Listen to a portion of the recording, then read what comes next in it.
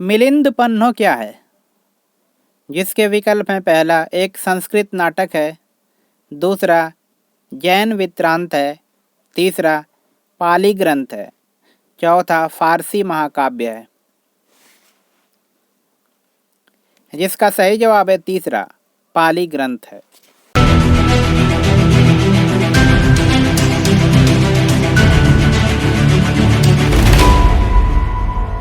नमस्कार, exams questions के PYQ video series में आपका स्वागत है। आज के वीडियो में उत्तर प्रदेश PCS द्वारा 1996 के प्रीलिम एग्जाम में पूछे गए प्राचीन भारत के इतिहास के प्रश्नों को विस्तार से समझेंगे। चलिए शुरू करते हैं। पहला प्रश्न, निम्नलिखित में से किसका सुमेल नहीं है? पहला आलमगीरपुर उत्तर प्रदेश, दूसरा लोथल गुजरात, तीसरा कालीबंगा हरियाणा, चौथा रोपण पंजाब। ये जो स्थान है वो सिंधु घाटी सभ्यता के प्रसिद्ध स्थान है, जो कि किन किन राज्यों में स्थित है उसे मैच करना है। तो इसका सही जवाब है तीसरा, क्योंकि कालीबंगा हरियाणा में नहीं, राजस्थान में है। इसके अलावा बाकी सारे विकल्प सही हैं। अगला प्रश्न, पैगंबर हजरत मोहम्मद का जन्म कब हुआ था? जिसके विकल्प हैं, पहला 570 ईस्वी में, दूसरा 622 ईस्वी में, तीसरा 642 ईस्वी में, चौथा 670 ईस्वी में।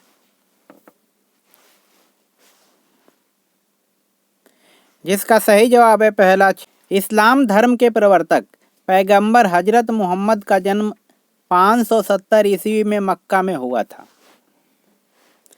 622 ईस्वी में मोहम्मद साहब मक्का से मदीना चले गए।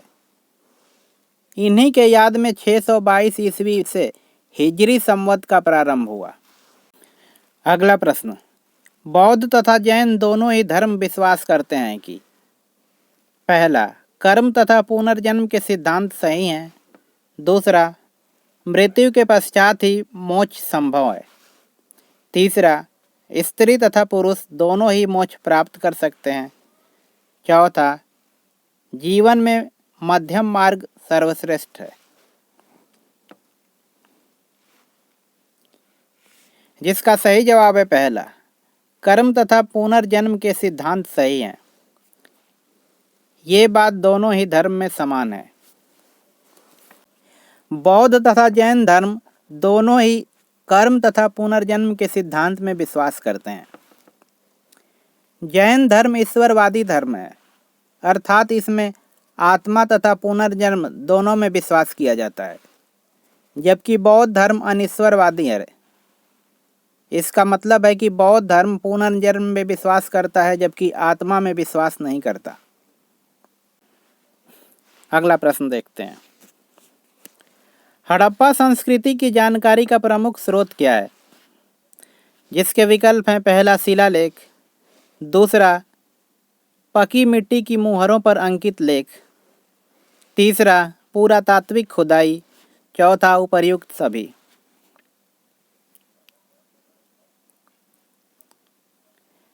जिसका सही जवाब है तीसरा, पुरातात्विक खुदाई। हड़प्पा कालीन संस्कृति की जानकारी हमें पुरातात्विक खुदाई से जो भी अवशेष मिलते हैं उनके द्वारा पता चलता है। अगला प्रश्न, सिंधु सभ्यता संबंधित है यानी किससे संबंधित है? जिसके विकल्प हैं, पहला प्रागैतिहासिक युग से, दूसरा आद्य ऐतिहासिक युग से, तीसरा ऐतिहासिक युग से, चौथा उत्तर ऐतिहासिक युग से। जिसका सही जवाब है दूसरा, आद्य ऐतिहासिक युग से। इतिहास का विभाजन 3 भागों में किया जाता है, प्रागैतिहासिक, आद्य ऐतिहासिक तथा इतिहास। इतिहास के ऐसे कालखंड जिसमें लिखित साक्ष्य, मतलब उस समय के कोई भी चीज़ जो लिखी नहीं गई है, वो उपलब्ध नहीं है, उसे प्रागैतिहासिक काल कहते हैं। तथा ऐसे कालखंड जिसमें लिखित साक्ष्य मौजूद हैं, जैसे हड़प्पा संस्कृति में जो भी लिखित साक्ष्य मिले हैं तो उसे आद्य ऐतिहासिक काल कहते हैं, भले ही उसे पढ़ा जा सके या नहीं पढ़ा जा सके। जबकि ऐतिहासिक काल वो होता है या उस कालखंड को बोलते हैं जिसमें जो चीज़ें लिखी गई हैं उसे पढ़ा जा सके। अगला प्रश्न देखते हैं।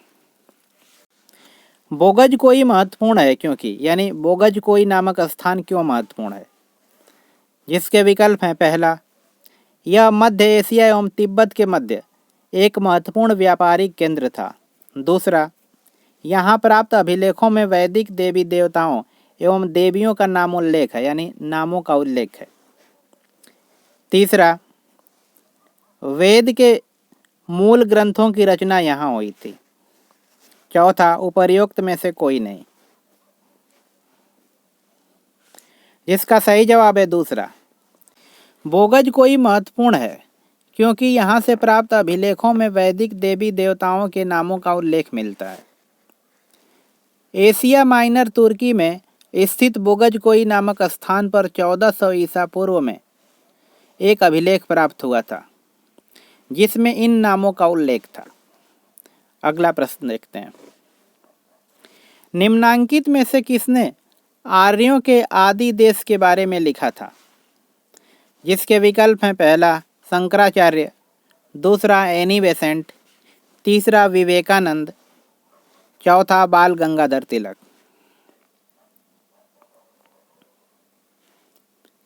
जिसका सही जवाब है चौथा, बाल गंगाधर तिलक।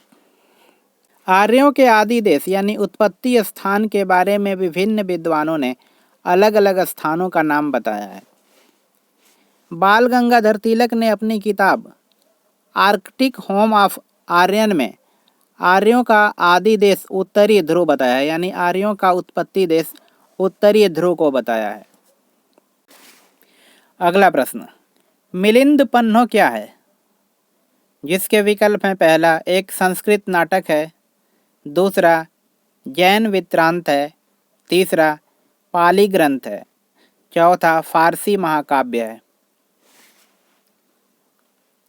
जिसका सही जवाब है तीसरा, पाली ग्रंथ है। बौद्ध ग्रंथ मिलिंद पन्हो में यूनानी डेमेट्रियस वंश के शासक मिनांडर तथा बौद्ध भिक्षु नागसेन के बीच हुए वाद विवाद तथा दार्शनिक प्रश्नोत्तर का संकलन है। अंत में मिनांडर बौद्ध भिक्षु नागसेन के प्रभाव में आकर बौद्ध धर्म का अनुयायी बन जाता है। अगला प्रश्न, रज्जुक थे यानी रज्जुक कौन थे? जिसके विकल्प हैं, पहला, चोल राज्य के व्यापारी, दूसरा, मौर्य शासन में अधिकारी, तीसरा, गुप्त साम्राज्य में सामंत वर्ग, चौथा, शक सेना में सैनिक। जिसका सही जवाब है दूसरा, मौर्य शासन में अधिकारी। अशोक ने अपने शासनकाल के 26वें वर्ष में रज्जुक को न्यायिक अधिकार भी प्रदान कर दिए थे। अगला प्रश्न देखते हैं। भाग और बलि थे यानी भाग और बलि कौन थे? जिसके विकल्प हैं, पहला, सैनिक विभाग, दूसरा, राजस्व के स्रोत, तीसरा, धार्मिक अनुष्ठान, चौथा, प्रशासकीय विभाग।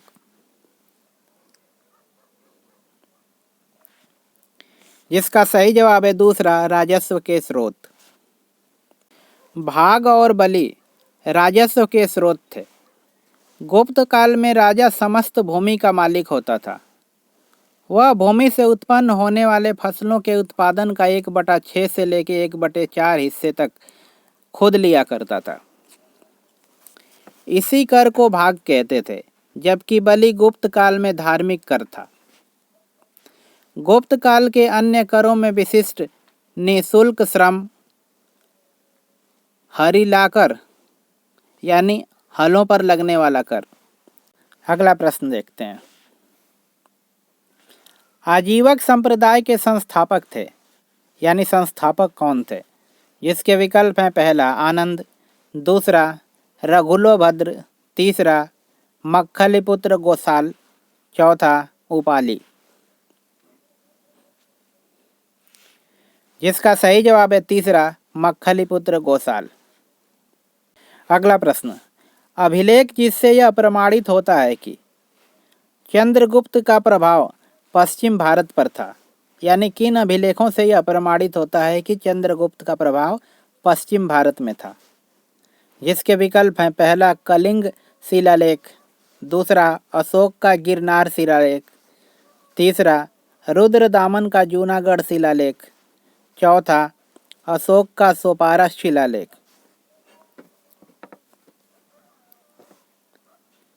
जिसका सही जवाब है तीसरा रुद्रदामन का जूनागढ़ शिलालेख।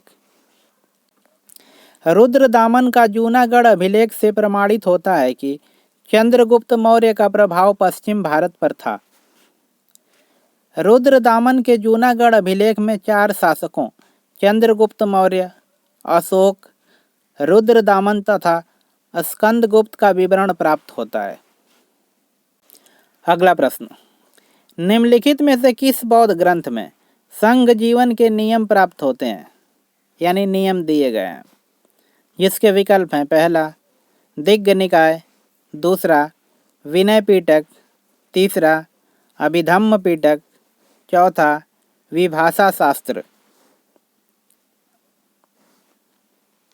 जिसका सही जवाब है दूसरा विनय पिटक। पाली भाषा में लिखित त्रिपिटकों में बुद्ध की मृत्यु के पश्चात उनकी शिक्षाओं का 3 भागों में संकलन किया गया था।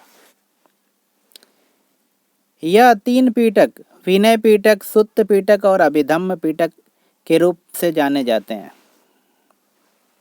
विनय पिटक में संघ में जीवन व्यतीत करने के नियम हैं, जबकि सुत्त पिटक में धार्मिक सिद्धांतों तथा अभिधम्म पिटक में दार्शनिक सिद्धांतों का संकलन है।